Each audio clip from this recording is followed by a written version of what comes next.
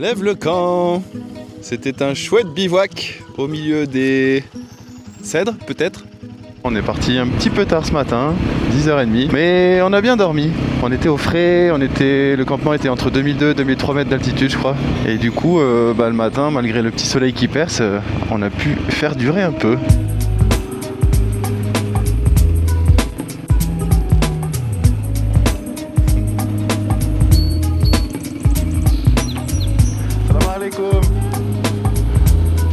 C'est vraiment superbe, on en prend plein les yeux de bon matin. C'est agréable d'être dans les montagnes. Martin il disait que c'était quand même beaucoup moins dépaysant ici. C'est un montagnard lui, il est habitué aux petites routes de montagne qui tournicotent.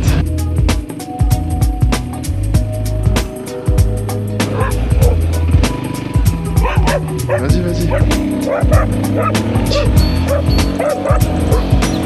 Il protège son troupeau, je sais, mais j'ai pas envie qu'il me morde les mollets ou les sacoches. Ici, les bergers, ils ont tous des chiens, contrairement aux parties plus désertiques où on voyait très peu de chiens. Là, en montagne, tous les bergers, ils ont au moins un chien. Est-ce que c'est pour les aider avec le troupeau? Est-ce que c'est pour défendre le troupeau? Qu'est-ce qu'il y a comme bestiole dans ces montagnes? Aucune idée.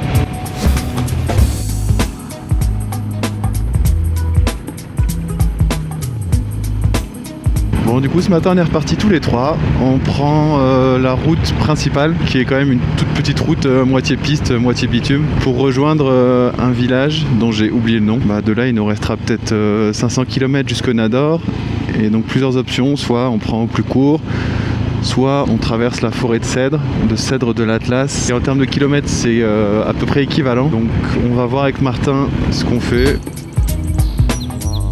Ils ont une belle mosquée. Ouais, faut se méfier sur cette petite route. On avait tendance à moins se méfier sur les pistes, mais là il y a des voitures, des camions qui peuvent arriver en face. Donc faut rouler prudemment. C'est pas désagréable d'avoir moins de poussière et de rouler un peu plus quand même. Sans aller plus vite, on peut se concentrer davantage sur le paysage, sur ce qu'il y a autour de nous. Bon, même si la route est remplie de trous, ça nécessite moins de concentration que les pistes. Oh, elle est chargée cette mule.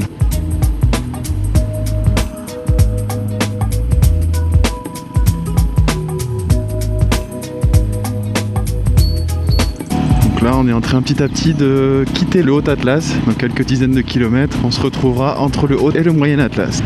Direction Tunfit, 28 km. Ah oui, effectivement, cette partie, elle a été bien arrachée.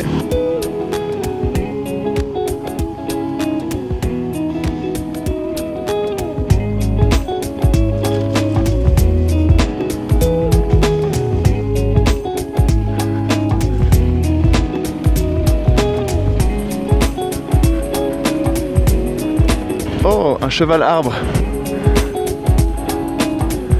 Bon, donc là on suit l'ancienne route qui a été un peu ravagée au bord de l'Oued, mais qui est plus directe. En moto ça passe. Il y avait sinon la route principale qui a été déviée et qui fait tout un tour qui est beaucoup plus longue. On a décidé de prendre la plus courte. Qu'est-ce qui se passe là ?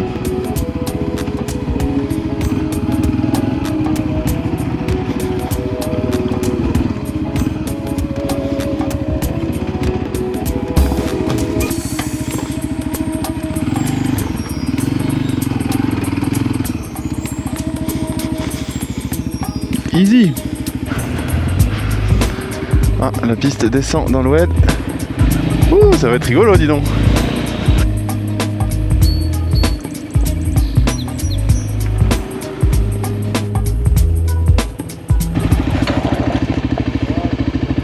Ah merde.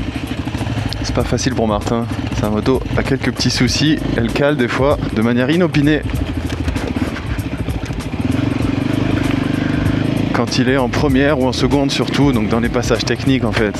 Ça, plus le fait qu'il peut pas trop monter dans les tours, au-delà de 3-4 000 tours minute, ça broute un peu. Plus le cliquetis des soupapes, sa moto est pas en forme. Et du coup, c'est pas facile pour lui ce genre de passage là.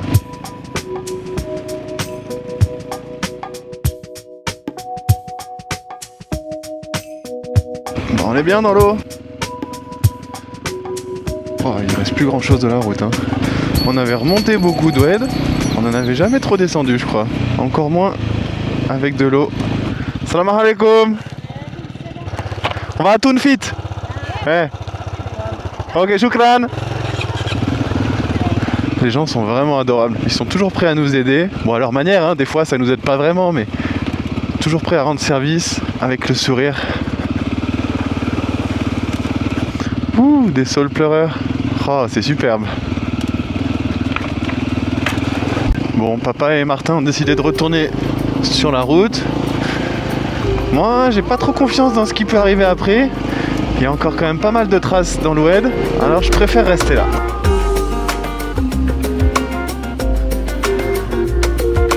Ah, ça rejoint. Vous voyez qu'il y a différentes stratégies, hein. Comme d'hab. Qui arrivera en tête? Qui arrivera tout court en fait? Moi je me fie aux traces. Il y a des traces de 4x4 au fond de l'Oued.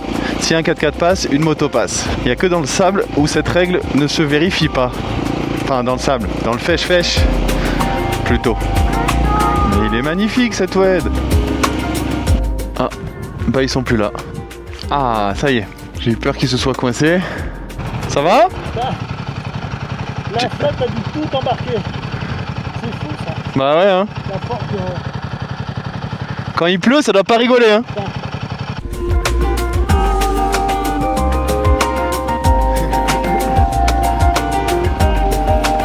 La route était là-haut. Punaise, la violence du cours d'eau pour que ça puisse tout défoncer comme ça. Oh là là, ça doit être impressionnant.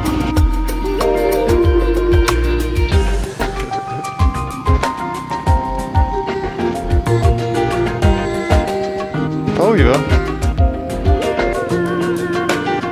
Moi, je décide de rester par en haut. 4x4, ils s'en foutent de l'eau.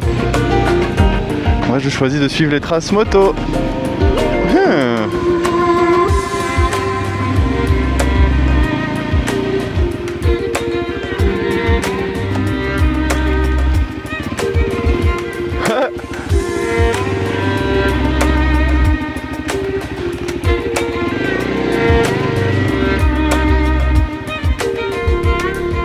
Bon, nous voici tirés d'affaire.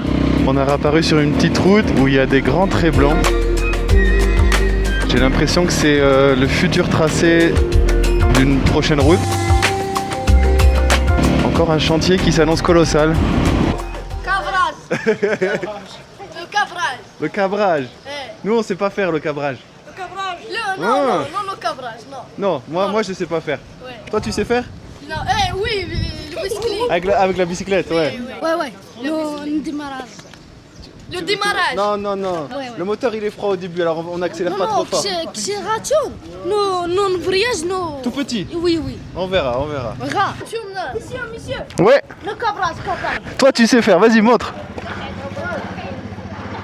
Vas-y. Ouais. Toi aussi, tu sais faire. Ouais. Vas-y. Non. Hey. Allez. Hey. C'est quoi? Hey. T'as des euros, toi? Ouais. Oh. Abi. Eh bien, hein? Abi. Abi, طاليان يقول لي تاخذ الحبش يقول لي tu vas en Italie? l'argent. Hein? Ah non, je donne pas d'argent. Vous allez à l'école, vous travaillez, et là, l'argent. Non. Non. انا اللي ان شاء الله اكبر ان شاء الله انتم غرور Ouais? Ah, je comprends pas tout là. شو عندكم Ah. انا امشي لعندكم نوضو Il dit quoi? Et je voudrais aller à la France. Ah ouais, pour travailler. D'abord tu vas à l'école et après tu vas en France. انا لماني نو Hey, il faut travailler partout hein. Italie. Qu'est-ce que tu dis? Hein? Italie, c'est bien au Maroc. Non, on fait pas ça. Allez. Écris bien, écris. C'est quoi? numéro Aziz. Oui, Oudoun Aziz, Tounfit. oui, C'est ton nom à toi? ah oui, bravo. Ok. Ciao. Ciao. Allez, Ciao. la France. Yes. D'accord, Au revoir. c'est très bien. Ils sont vraiment adorables. On a été bien accueillis, on a bien mangé. J'ai pas filmé, mais on s'est pris jus de banane, jus d'avocat, encore un petit tacos avec une salade berbère. Et on quitte Tounfit. Tounfit qui est à l'entrée du Haut-Atlas. Là, les jeunes au village, ils étaient trop sympas. Ils voulaient venir travailler en France, en Italie, en Espagne. Ils étaient encore à l'école. Je leur ai dit, bah non, tu vas à l'école et après tu viens travailler en France. Mais en France, la vie est pas facile. Faut travailler pareil qu'ici. Partout, faut travailler pour gagner l'argent. Et c'est pas facile à comprendre quand on vient d'un endroit plus pauvre et qu'on voit des voyageurs passer qui viennent d'un pays plus riche. C'est pas facile de faire comprendre qu'en fait, bah, nous, on n'est pas riches chez nous. On cueille pas l'argent sur les arbres, on n'a pas l'argent facile. On doit travailler aussi. Et si on vient 2 semaines ici, bah, c'est qu'on a travaillé pour venir. Alors effectivement, pour les habitants du coin, on a un pouvoir d'achat qui est bien supérieur. Mais en fait, chacun chez soi, on est presque pareil. Ah, j'aime bien parler avec les enfants. C'est plus naturel. Mais c'est parfois plus compliqué de se comprendre, de se faire comprendre. Mais c'est toujours rigolo. Ça, c'est l'école, toujours très colorée. Elles sont toujours peintes, les écoles. Hey. Il y a un monsieur qui m'a donné son adresse. Il faudrait lui envoyer une petite carte pour rigoler. Ça y est, on a quitté le Haut-Atlas. Alors, on n'est toujours pas redescendu beaucoup en altitude. On doit être à 1008, 1009 là. Mais on n'est plus dans les hautes montagnes. On est dans une zone où on croise beaucoup de grands vergers comme ça. Alors, les arbres sont tout jeunes. C'est que des vergers tout neufs. Avec des protections anti-grêle. Il y en a partout autour.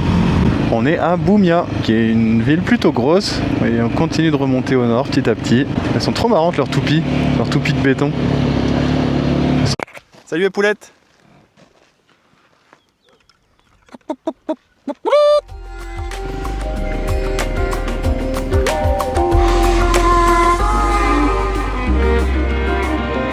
Un peu de verdure, ça fait pas de mal, des coquelicots, des petites fleurs, c'est le printemps. Wow, c'est magnifique ici. C'est vraiment vert. Sans que ce soit forcément cultivé.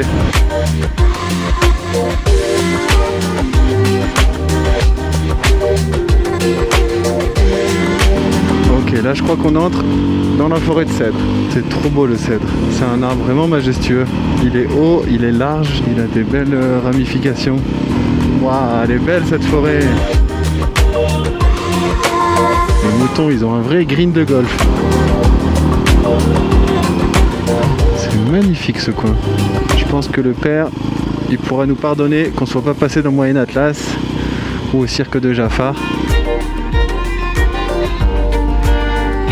Ça, c'est de la plaine à moutons. Punaise, on n'en a jamais vu d'aussi belle. En parlant de moutons, ils sont bien là. Une caravane de mulets. On a changé de pays. On est en Écosse.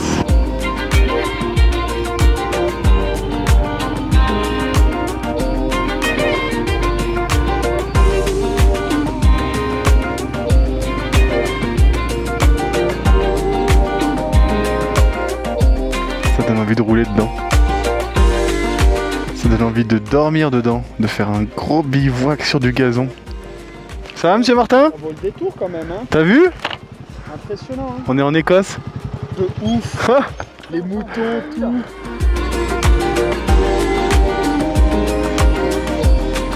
Ça, c'est des montagnes que j'aime beaucoup.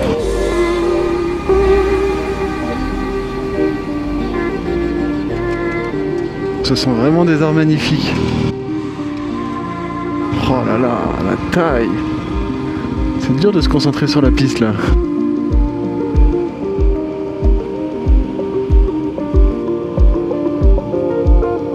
C'est vraiment une forêt enchantée.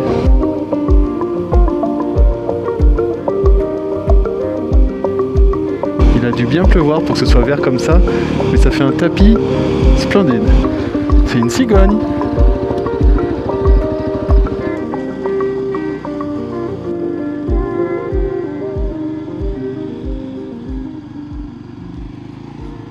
On n'en a pas vu tant que ça des vaches ici.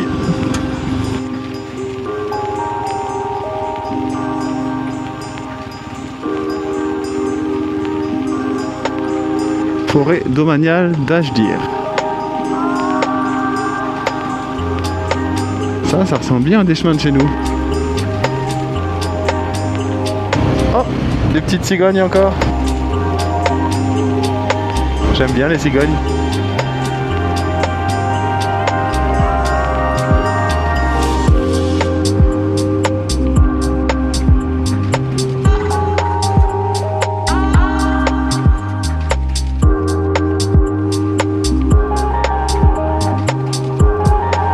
Et voici la nationale.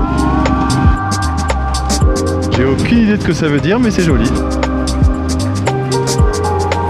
On a retrouvé la nationale là. On va la suivre quelques kilomètres et ensuite on va arriver au bord d'un lac. Et de là, je pense qu'on essaiera de trouver un lieu de bivouac. Il est 17h30, il y a encore 2h15 de soleil. On est large, mais si on peut prendre un peu le temps, ça nous fera plaisir. Et voici le lac. Ah, des canards Ça. qui volent. Ah ouais. Comment tu sais que c'est des canards? Ça vole très mal. Avec tout mon respect. Bah, ça a l'air calme, hein. Est-ce qu'on peut pas aller en face? Ouh, alors ça c'est l'hôtel de luxe. On a regardé un peu, c'est un hôtel spa. Les chambres sont à 300 € la nuit. Voilà. Donc on va aller bivouaquer, hein. Et ça, cargaison de buggy. Oh là là. Avec un petit CRF. Et nous on va voir plus loin. Allez, on va voir en bas.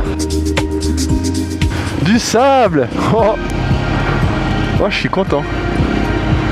On adore le sable. Et le vieux père qui pensait qu'on en avait terminé avec le sable. Ah, il va apprécier, hein.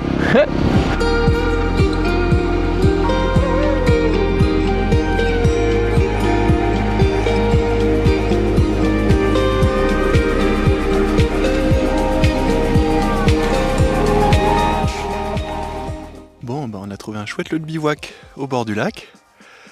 Et là, c'est la petite toilette. Dans une eau à allez, 8 degrés. Elle est saisissante. Alors, elle est bonne?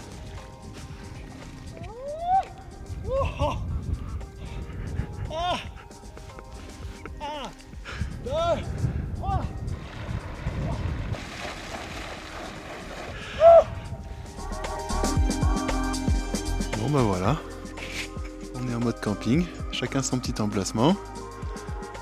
Martin au fond, moi je suis là.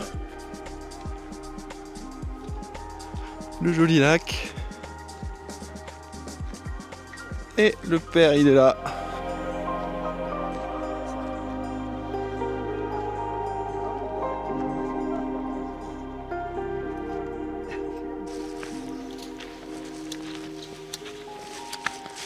Martin, le maître du réchaud.